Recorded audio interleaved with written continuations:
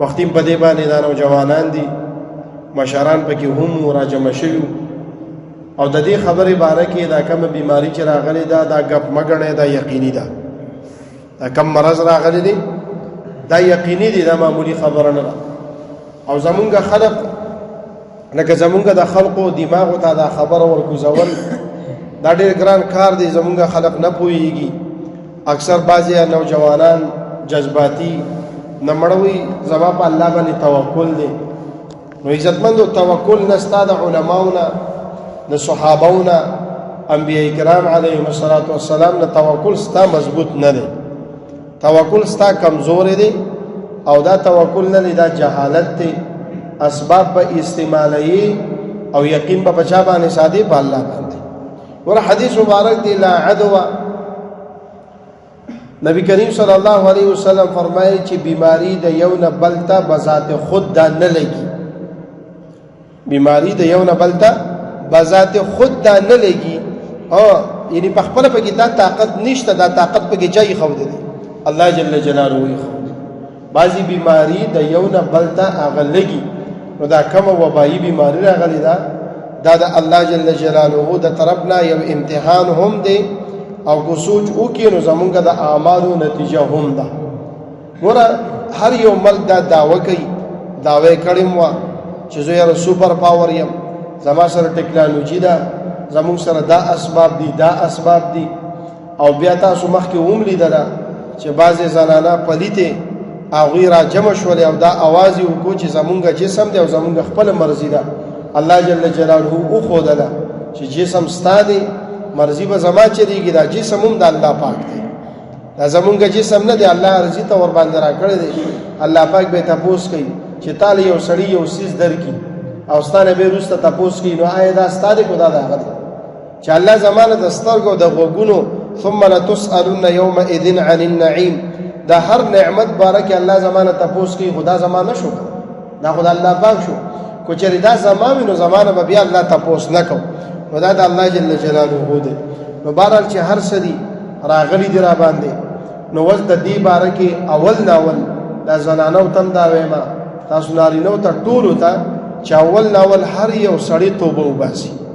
توبه او استغفار وکړي مونږ ان شاء الله کوشش هم دا کوو چې په دې خپل جمعات کې سبا یو ټیم داسې وباسو چې ټول کسان کینو د قران پاک یو ختم وکړي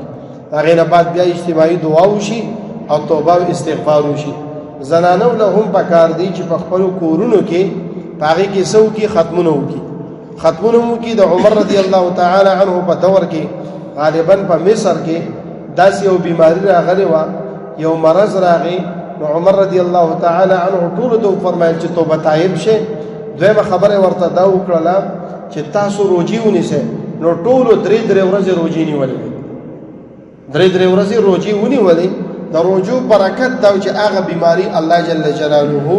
هغه لري کړل هغه دفع کړل راوستي الله دا الله جل جلاله به دفع کوي نو اول الله پاک طرف ته رجوع پکار ده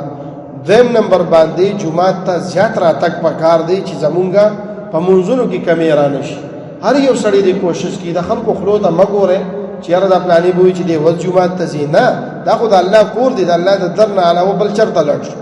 بل خو داسې ځای نشته چې مونږ د الله پاک کور پرېږدو هغه طرف ته لاړو دویم نمبر چې کوم احتیاطي تدابیر دي مونږ ته یا انتظامیه والا بیانوي هغوی مونږ ته وایي بازار ته مه روځئ نو مونږ له پکار دا دی چې بازار ته نه ځو مونږ ته دا خبره کوي چې یاره تاسو خپل اجتماعات چې څومره دي خادی دي وغیره غم خو حساب نه دی راشي دا تاسو بالکل مختصر کې مونږ له پکار دا دی چې دا مونږ بالکل مختصر کړو اول خو پکار نه دی چې په دې ورځو کې یو سړی خپل خادیانې وغیره دغه جوړې کړي کو چېرې د مخکې نه جوړې شوي نو پکار دا چې هغه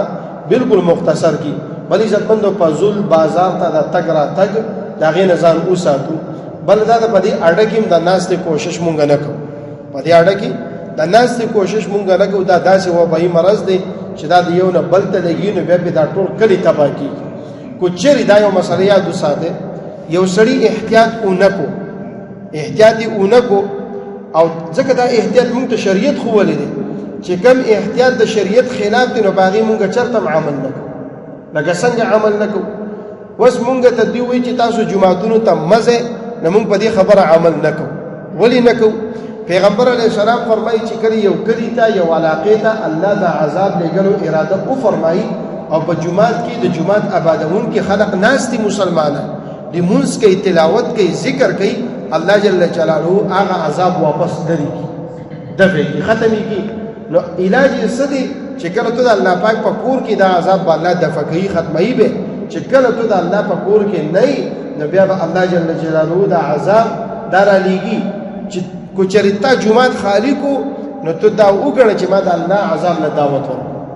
نو الله جل جلاله ته طرف ته توجه پکار ده. بل زمونږ د نوجوانانو په خپل باندې دا سوچ کړی دی چې یاره دا ماسکونه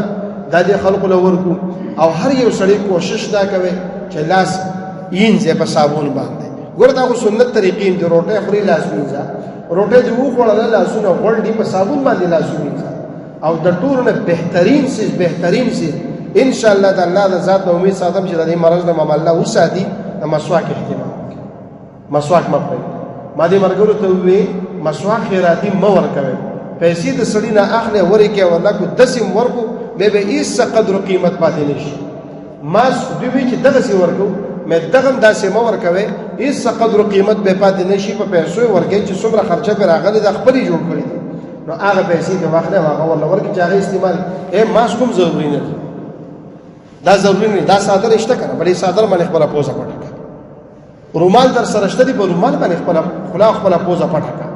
عزتمندو په زول د دې تګ را تګ نه ځان وساتو. کو چری یو سړی دا احتیاطي تدابیر اختیار نکړل او دی یو ځای ته لاړو او دته دا بیماری ولې کېدل او د دې بیماری نه مړ شنو وردا به شهید نه دی. تا احتیاط کوو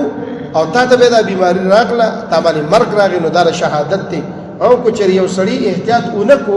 او دی بل ځای ته لاړو او د ځان سره دا مرض راوړ کدی تا نو په دې کلی کې چې څومره خلکو ته ولګېدو هغه خلکو خو الله شهادت ورکی خدا ټول د دې ټولو د خون ذمہوار چې دا سړی دی چې چا احتیاط نه دی کړی. نو په دې باندې عزتمندو موږ تاسو عمل وکړو زنانو خپل منه کې او په خپل باندې کوشش کوي چې د فضول تګ را تګ نه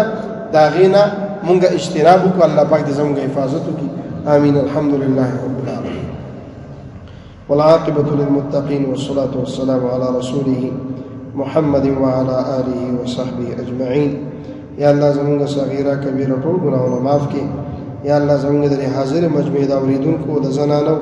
چې څومره ګناهونه دي الله په ټول باندې قلم د غفرا کوي. یا الله زمونږ څومره مسلمانانو وفات شوي دي د حاضر مجمع کې اوریدونکو